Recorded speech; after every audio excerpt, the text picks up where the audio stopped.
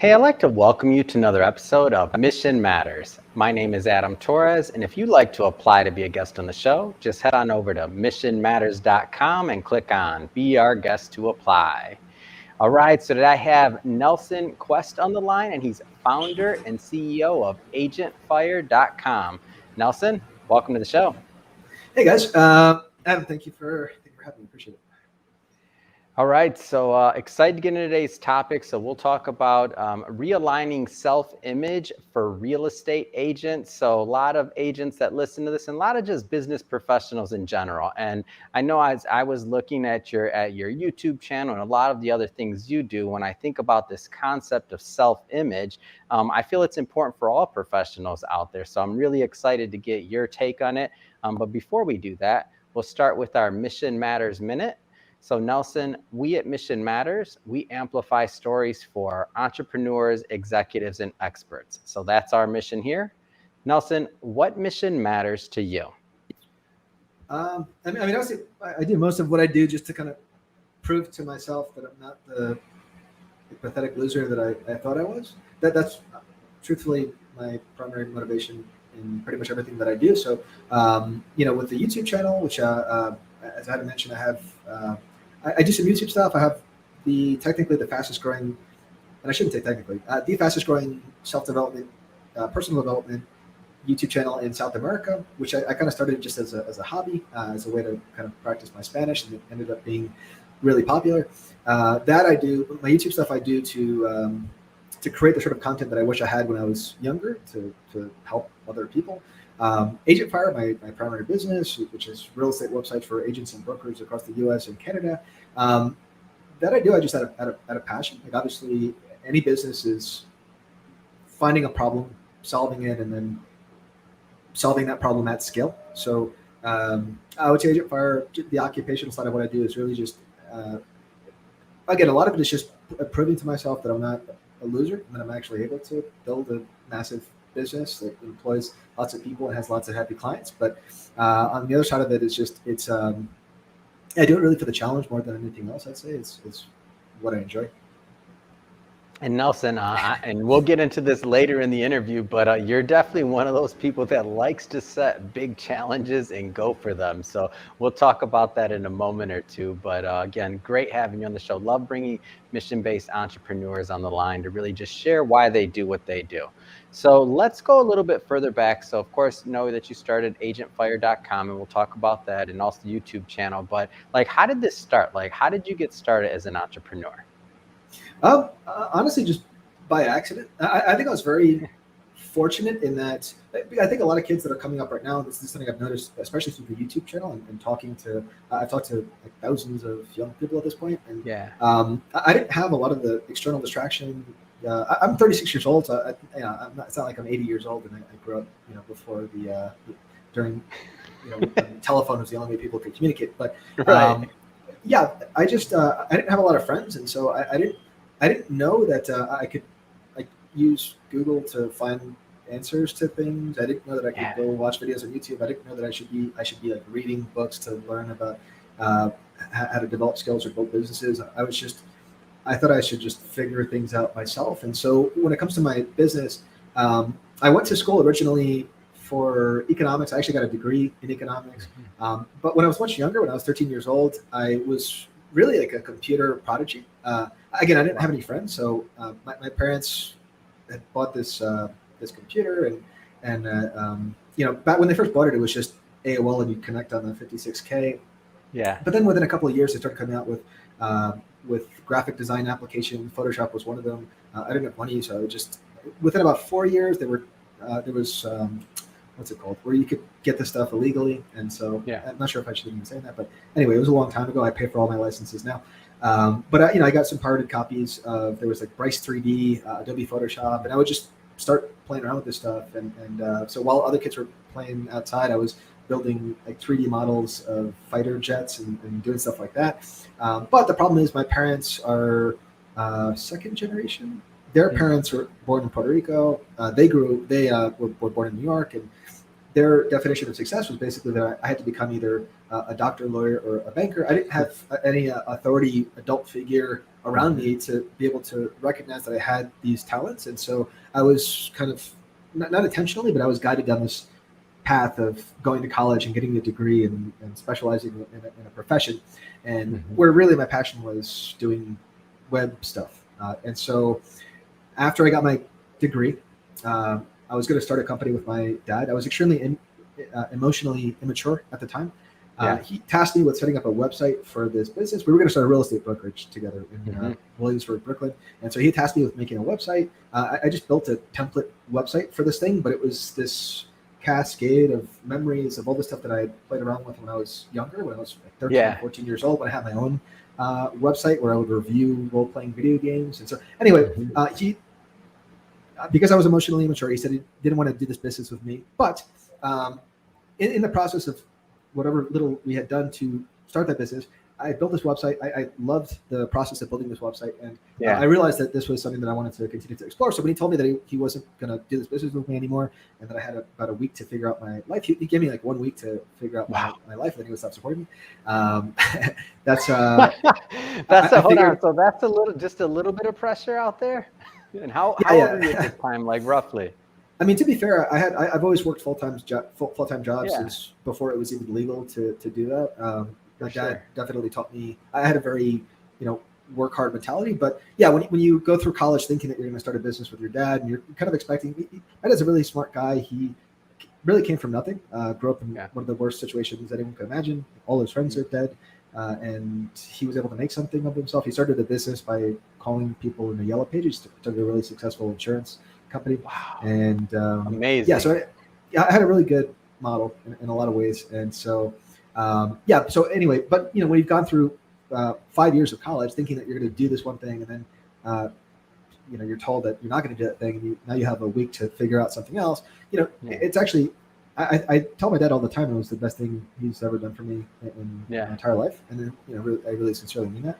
And so so I had to figure out something. That week, that website that I had created won an award on a platform. It was on this platform called Point Two, which if there are real estate agents watching this. Point Two was a really popular real estate website platform back in the day. Anyway, it won an award. I had an idea to put a little graphic on the website after it won the award that said, if you want a website like this, contact Nelson. I had very few people that contacted me, but I got people that contacted me. And I had my first few clients, which I built their websites for free, or in some cases $100. They took me months to build, like a minimum one month to build for $100, which if you do the math, and I was working entire days. So I was getting literally pennies an hour, but I knew that I had found something, and my occupational brain at the time was still very small and undeveloped. So I just figured, if they're paying me $100, I just have to build, 10,000 of these a year, and I'll be good. That was legit, sincerely like what I thought, just because I had no business sense whatsoever. So, but I knew that I loved building websites. Again, I'm introverted. I don't really like leaving my apartment. Unless it's to do something really cool, which maybe we'll talk about in a little bit. But I'm generally not that great with people. So being able to build websites in my home in silence is just And so many things I like about your story, and I feel like a lot of people out there can relate. And so the first thing is, you were told, or you're going down one path, and then maybe you had to pivot, right? Whether it was your father, other things like that. I mean, regardless, like all of us in business and in life, we have these unexpected things that happen that pull us in a new direction. So there's some people out there right now that are watching this, and they're like, maybe they're being pulled into a new direction, and hopefully it's along the lines of something like you found. So meaning that doesn't mean they have to be designing websites or doing anything tech related, but you happen to have been pulled in a direction of something that was, really fit your personality. It fit what you wanted to do. It fit your interest and your passion, like all those things combined. So you got pulled in that right direction. Even like you said, I'll use your words, you said by accident, right? What kind of advice, or even what kind of things would you just tell to maybe some people out there right now that are just getting started? They're a little bit further. They're not quite as far along in their journey as you are, maybe in business. And now they're considering another direction. Like what kind of things would you tell them based off of your experience? 100% just like delete social media. We have a tendency, like there's something really sinister happening, especially with younger generations, where there's this like external first mindset, where whenever we're presented with a problem, our initial impulse is to just cast the nets of our consciousness out into the external world looking for answers. And I think we really, I built my business entirely myself. Like I've never read a business book. I've never watched a YouTube video on how to build a business. And just a lot of the problem with all of this like fake social media kind of false reality. And I could get actually really deep into this stuff. I'll try not to, although it's kind of hard. But what I'll say is, my advice would just be to just to shut off everything. Like, Nietzsche said, it's one of my favorite Nietzsche quotes is, if it's my favorite, I probably should have it memorized. Basically, we have a voice within ourselves, and sometimes we fail to give that voice attention, because when it speaks demandingly. And so, for anyone that just feels that initial impulse to maybe break out into a new direction, it's really important to not ask anyone else for advice, especially parents or any of the traditional authority figures that we've gone to in the past, and to instead kind of break free from the cycle of the thing that has kept us moving down this like factory line type path our entire lives, and just listen to that voice inside of us that is probably speaking like very demandingly in a way that's almost scary. Yeah. And something that I find people, they're in this like constant like state of, and like, I like the part that you said about social media, by the way, and I'm a big fan of that, even though our platforms are on, many of them are on social media. But the point is that you're making is that, especially when you're starting that business or when you're just getting going, like you can't be so distracted by every little thing. Like you have to be focused. You have to actually build the business. You have to get customers. You have to service their, provide whatever value that you've promised them, right? So they stay with you, and then you have to really focus on getting better there. Is that what all you're that is? to... 100%. Because it really building a business is like just common sense, right? You have, again, you figure out how to solve someone's problem, and then you just figure out how to solve that problem at scale. And so, the problem, especially with a lot of young entrepreneurs, is they just don't have any faith in their ability to do things. And so anytime they're presented with any sort of situation, they immediately just look to books or YouTube to solve problems that they can just solve themselves. And it's solving those problems themselves that create the sort of character that allow for someone to actually develop the capacity to build like a massive organization. And a lot of it is just common sense, and it'll just happen over time. Like I've been able to figure this stuff out myself. And whenever I talk to there are times when it makes sense to talk to other people, especially if those other people have a lot more experience in the specific thing that you're looking to do or are doing. But a lot of it is just really just common sense, and just you build confidence in yourself by earning confidence, and you earn confidence by doing especially by just figuring out difficult things by yourself. Awesome. Let's switch it up a bit. Speaking of providing value, so Agentfire.com. Tell me a little bit more about you told me, I believe the inception of this was, the first site was with your dad, and then this thing, like, fast forward us a little bit. Like, when did you figure out this was a real business and you were like, okay, I'm going for it? Yeah, so I'm building these websites for people, right? And so the first couple of websites, again, it was they're paying me $100, and they're taking me months to create. But over time, you start to identify processes that you can repeat, so that you're able to build these websites faster. Obviously, my skills as a designer are improving, so there's that. And so, over time, I'm charging a lot more for websites, started to charge thousands of dollars for websites, and they're taking me a fraction of the amount of time to complete. And I'm building out systems and processes. I hire a couple of people to help with specific processes that I'm able to. For every single website, I know that I can assign them a specific task. Or if this header took me 5 hours on a site, this other site, I could probably just copy and paste that header and just change some of the colors and what have you. And it's, anyways, you start to develop these processes, and you realize to have a business, like, what do you really need to have a business? You just need a website. Ideally, you want to have some social proof initially, if you can, which is why you want to do work for free or at a lower rate, so that you get people to leave you reviews, or ideally video reviews. And and you need some sort of process, some sort of package, right? So I was able to figure out a package that I was able to sell people. That's how Agentfire originally began. That was a big part of it. The second part of Agentfire, and probably the most important part, was having a specific problem that I was able to solve that nobody else was able to solve. So at the time, I'm one of the first people within the real estate space that was talking about hyperlocal. So hyperlocal is basically, real estate agents should be focused on a specific hyper-local market or a Yeah. specific niche within a market. So, like oceanfront luxury condos or military relocation or whatever it is. And so I was one of the first people that started talking about hyper-local way back in the day. And so I worked with a team of developers to create what was called, it was originally, now it's called Neighborhood Guides. Originally it was called the hyper-local area content system. And basically it allowed real estate agents to create pages for the specific neighborhoods or cities within the specific market that they were trying to target. These pages would have all sorts of really cool information. They'd have property listings. They'd have demographic data, school data. You'd be able to customize them with photos and videos. And so anyway, it was the first of its kind system. And yeah, people loved it. So those were the two parts that made Agentfire initially possible. And so who do you help today? Like, tell us a little bit more about your who gets the most value out of using agentfire.com now? Definitely we're targeted towards real estate agents and small teams. We're probably not the best solution for big brokerages, which is fine. I don't know why I'm saying that as if it's a negative, but yeah, mainly individual agents and small teams. What's considered a big brokerage? Just so we know, is it 1,000 or what is that? Yeah, I would say like 100. What's your sweet spot? Our sweet spot, we can do brokerages, and we're actually really attractive offer for indie brokerages. So I would say up to like a few hundred agents. But yeah, anything 1,000 plus, there's better solutions.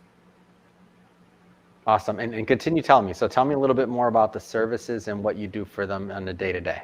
Sure. Yeah, I think what's really the big differentiator for Agentfire is we allow agents to start small with just a website. Yeah. Basically, with where technology is at, there's a big problem. There's a big pain points in the real estate industry with websites when it comes to these all-in-one packages. And I don't want to name any names, but yeah, if you just look at the reviews for most of these guys, they're not good. And they're just not good.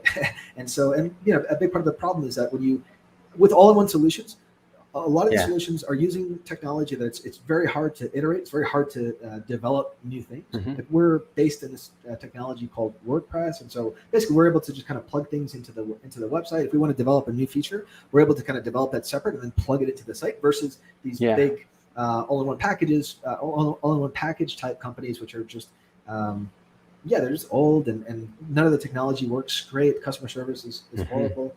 These are all problems that we solve really well because we allow agents to basically kind of build their website a la carte. Our sales guys are trained in SEO, in lead capture. They go through an extensive training process. They understand the product really well. So if I'm a brand new agent or if I'm an experienced agent, I can come to Agentfire, do a demo, explain my specific goals, my specific market that I'm trying to target, and have someone literally explain to me the exact package that I need to be able to find success digitally. It's great. And I feel like the real estate market, one of the things I also like about your business just in general is that you really have a niche. So you have a niche, and over time, I mean, you've been in this industry for a long time. You've helped a lot of different agents, a lot of different companies. And what happens over time is you just get better. You get better, the product gets better. The reiterations, I'm sure, just based off us talking the couple times we've talked, I know I have a feeling you're a bit of a perfectionist and you're always trying to get better. I just and I feel that from you. Speaking of that, also maybe because I watch your YouTube videos, so let's switch it up a bit. I do want to get into the Nelson Quest channel. So how did this part come about? I felt so once I started to accomplish things myself. So I would say up until about 27 years old, I basically failed at anything that I tried to commit myself to. And I just, even if it wasn't I had this subconscious belief that I just, I don't know, sucked at everything. And so, and then I had an epiphany moment, which is kind of a long story. I'll summarize and just say that I've gone through various periods of depression. And so this epiphany moment was triggered by probably the worst depression I've ever had. And I just had a moment where I realized that I could channel all of the negative energy that I was experiencing into like positive output. And so, and I literally like became a different person. I spent the next, I had an epiphany moment, and then like for a year and 2 months, I did not talk to a single other person. I talked to my family a couple times. I didn't talk to a single friend. And again, I barely had any friends.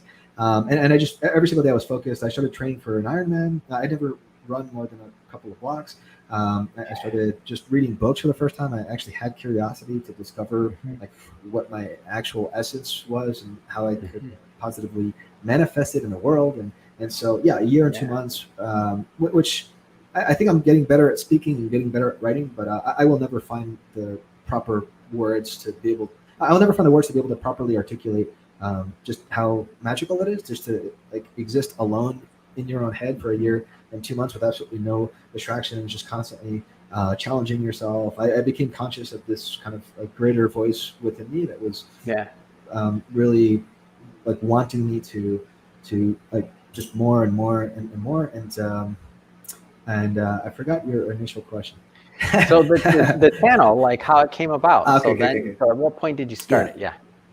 Yeah. So I realized, I just reached a point where I realized I can kind of do anything that I want to. And so I thought it would be ridiculous for me, someone who's introverted, to launch a YouTube channel and make videos. I wanted to make the sort of content that I wish that I had access to when I was younger, when I was going through a lot of these things. And I'd say that the main impetus for the channel was probably just like rage against what I feel is just like a false reality that is designed to consume us. Again, I would love to go deeper into that, but I fear we do not have nearly enough time. But so tell us a little bit more about the content, because I want people to go check out this channel, like the content and how you get your ideas. Give us a little bit more of the content. Sure. Well, I would recommend most people to probably not check out the channel yet, just because the channel's it's only in Spanish. I think some of the videos, or most of the videos, probably have English subtitles. We have a whole team working on it now. You'll actually see some of them kind of walking in the background. They'll walk into the room, realize that I'm in this meeting, and then leave abruptly. But so I think a lot of the videos are in English. But on December 1st, 2021, that's when we'll be launching the English channel, and I'm actually going to be putting a lot of funding into that. We have videos that are launching every 3 days, and I think it'll be easily the biggest personal development channel, easily the fastest growing personal development channel on YouTube within a few days. And again, I'm going to put a lot of kind of force behind making sure that it does that. But yeah, the videos themselves focus on, I would say, the darker aspects of personal development. So I think I have a good combination of research. A lot of the stuff that I've spent many years studying philosophy, studying specifically Eastern philosophy. So I have a good mix of like, Nietzsche is definitely my favorite philosopher as a whole. I reference him a lot in my videos, but like a lot of Western philosophy, then a lot of Eastern philosophy. So I have a good mix. If any of you guys are familiar with Alan Watts, I would say he's definitely one of my models. And but I also just have a lot of real world experience. I've been able to do a lot of really impressive things, and I'm someone who was fully convinced that I was just like a total loser. Are we allowed to curse? Honestly, are we allowed to say naughty words? Go for it. We'll see what happens. I usually don't curse a lot, but I find myself wanting to curse a lot today and self-censoring a lot. Let's see what happens. Go for it. Mental equilibrium. But no. So I saw myself as just like a total fucking loser for most of my life, and that's really what I was. So being able to now like to go from that and to be able to just like look at anything and like be able to do it, like to launch a YouTube channel in South America. I had to hire people here. This culture is new to me. I've been living in Colombia I've been managing Colombia. I've been living here for 8 years, but it's still a different culture. It's para poder hablar, aprender y hablar español. These things were really, it was really difficult. I saw it as just kind of a ridiculous like thing that I was just going to do. That is, I mean, it's definitely audacious. I'll say that. Like, it's a big goal, and you have big goals. And now I didn't know about the English channel, so this is exciting, and I'm excited to be a part of and to see this launch. And obviously, I want to be one of those early subscribers. I'm just excited to see what happens next, because I know you go for it. And speaking of going for it, like as we've gotten to know each other a little bit, you've got some big goals out there, including climbing mountains. I mean, boxing. I mean, you're going after it. You're definitely not slowing up. Like, tell me a little bit more about these goals and really how they came about, because they're big. Sure. It's just I don't know. I feel like I've been able to figure certain things out that allow me. Like, obviously, we exist within this like system of rules, I guess. Like kind of like a matrix, and actually very much like the Matrix. And yeah, I've been able to figure things out to where I'm able to just kind of create my own reality, I guess. So yeah, I'm in the process of climbing the tallest mountain in every continent, which it'll be 9 mountains when everything is all said and done. Hopefully I'm doing Everest in 2023. So if I'm able to knock that out, then the rest of the mountains should be really easy. But I've already done 3. I'm hoping to do Pankaj Jaya in a couple, actually February of next year. I'm trying to do like one every year. I'm 36 right now. So I feel great. I feel like I've done a really good job. Just staying connected to the fountain of youth. Like my skin looks really good. I do a lot of stuff to just keep myself young. I find living in Medellin, Colombia is actually probably the best thing I do, because the every day, they call it the city of the eternal spring. The weather here is roughly 72 degrees Fahrenheit, like literally every single day. I haven't had to close my window in like 7 years. Like once in a while I have to close it if there's like a torrential downpour, but I mean, just the weather is always perfect. Yeah. And so, yeah, I guess when you're kind of living the same day every day, it's hard to get older. And so I'm training I'm training boxing. I wish I'd gotten into martial arts earlier. But in particular, right now I'm training boxing. I want to work on my striking, and I set a goal for myself to win a national title in boxing here in Colombia, which that's probably the most ridiculous goal that I have. But we'll see what happens. I have a fight coming up on December 10th, so it's in about 40 days, and it'll be my first fight. We'll see. I could be completely out of my fucking mind. I could get my ass kicked, but yeah. But you're going for it. That's the thing. You're going for it. Like you set a goal, you're going for it. And what I think is interesting here is because you obviously with your business, that's one thing, but also these personal goals, like climbing mountains. You said you've done, I think 3. You're going to hit them all. You're now this goal in terms of boxing. I mean, these are big goals. Like, what do you think helps you go from that point of like idea or inception to execution? Because I know there's a lot of people watching this right now that it could be the personal side, it could be the business side, it could be whatever, but like they have that thing they want to do and they just don't maybe cross over to the action part. Like, what do you think helps you get to that action part of execution? Man, it's really tough, and it's interesting because on the one hand, you have to be somewhat realistic. So, at 36 years old, having never picked up a pair of boxing gloves, I've been training now for about a year, but it's kind of a late age to decide that you want to win a national title. But I went to a bunch of local events here. I've already done a bunch of sparring over the last couple of months, and I'm pretty confident that I can win the national title. I'm just pretty confident. I have the mindset. I have movement. I have speed. Anyway, so there's a mix of being somewhat realistic, but then also just being entirely unrealistic. Because really, being realistic is almost like something people use as a way to limit. And so, being able to climb the tallest mountain in every continent. Again, this is stuff that like the younger me would have never even remotely that's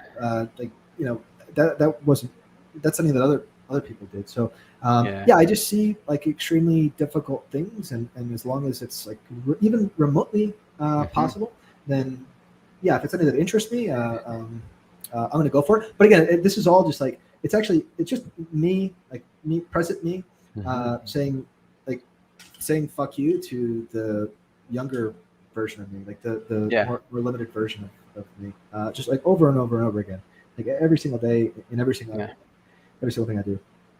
Well, one thing I definitely got to say that I'm a fan of, it's that unrealism, or being unrealistic, because I mean, I have goals all the time that I talk to people about, and I'm like doing this, doing that. And I'm like, I mean, okay, age, all these other things, great, they play a part. But like, if you stay in that just 100% being realistic box, and if you don't venture outside of it, I feel like you become stale. Like you become stale. You stop reaching for those big, crazy goals, and you just kind of start like going on the same wavelength, and you kind of get almost unplugged from your connection, the source, whatever you want to call it. But like the idea is to keep on striving and just to keep on reaching. And some people say it's unrealistic. Okay, well, whatever, but you still go and do it, right? Exactly that. You the less you do that, I mean, the more you just kind of stay on that path that's been laid out for you, the more you become like, exactly what the system wants you to become, which is just like a mindless corpse, just kind of just consuming things, like really. And so, being it's being unrealistic. And also when you leave the box, you realize like, oh man, like there's really not that many people out here, so I can kind of, I have a lot of freedom to just, I can like, while everyone else is just kind of just going down this, while most people are just kind of going down this path and just, you know, you just feel there's a freedom, and you realize this stuff is actually not that difficult at all. It was just living in the box, like Plato's allegory of the cave, where, you know, there was a certain perception that everyone in the cave had because they'd never seen outside of the cave. Like once you leave the cave, it's yeah, there's a whole world out here with like, I don't want to say limitless possibility, but like, I don't know. I'm gonna throw out Limitless. I'm in for Limitless. Like once upon a time, having this cell phone in our hands was considered impossible, right?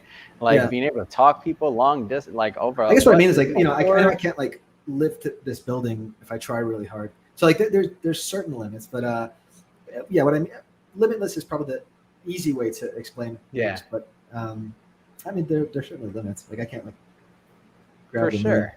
Yeah. Or maybe I can. I don't know. Maybe I'm just limiting myself. I'm in, Nelson, and then put it on your channel. I want to see it in the. I want that one in the English version and the Spanish version. All right. Yeah. Oh man. So hey, Nelson, I just have to tell you, man, it's been really a pleasure and an honor to have you on the show today. I just have to ask you. So what's next? I mean, what's next for you? The Nelson Quest channel, Agentfire.com. You're climbing mountains. You're boxing. I mean, what's next? Yeah. I got my big thing right now that I'm focused on is my first fight. Right. So that's December 10th. If you guys follow me on Instagram, I'm sure it'll be broadcasted live. So I'm sure I'll be announcing stuff on my Instagram. My Instagram is @NelsonQuest. I'm launching my English channel December 1st, hopefully, if everything goes well. And yeah, I'll say those are the two big things. Also, I'm in love right now. So come on, better give a shout out. Come on, man. Yeah, I'm pretty serious. Putting you on the spot. What a terrible host I am. Sorry, Nelson. No. Well, yeah, I like to have a kid. I'd like to have a kid. So that's yeah, and I don't want to be that much older before I do that. So all good there. This is awesome. Well, hey, again, Nelson, it's been great having you on the show. One more time, if somebody wants to follow your journey, they want to connect and learn more about Agentfire, your channel, anything else, like what's the best way for people to follow your journey? Yeah, so Instagram is @NelsonQuest. You can actually go to nelsonquest.com. It's a pretty nice website we set up there. You can sign up for the newsletter. Of course, there's Agentfire, which is my business. If you're a real estate agent looking to really get to a next level, better to say, if you're looking at maximize on digital opportunities within your specific hyperlocal market, then Agentfire is the best solution. Yeah, those are the places I would find. Awesome. Definitely don't look for me on Facebook. I haven't used that in years. And LinkedIn, I think, is how you found me, which is embarrassing because I haven't logged in there in a long time. Awesome. All right. Well, again, thank you for coming on the show, Nelson. And to the audience, as always, thank you for tuning in. Hope you got a lot of value out of this. Hope you learned a lot. Don't forget, go check out those channels and check out agentfire.com. And if you're watching this for the first time, don't forget to hit the subscribe button. We have many more mission-based entrepreneurs, executives, and experts on the line. And I don't want you to miss a thing. And Nelson, again, it has been a pleasure. Thank you. Awesome. Yeah, thanks, Ed. Appreciate it. Thanks, guys.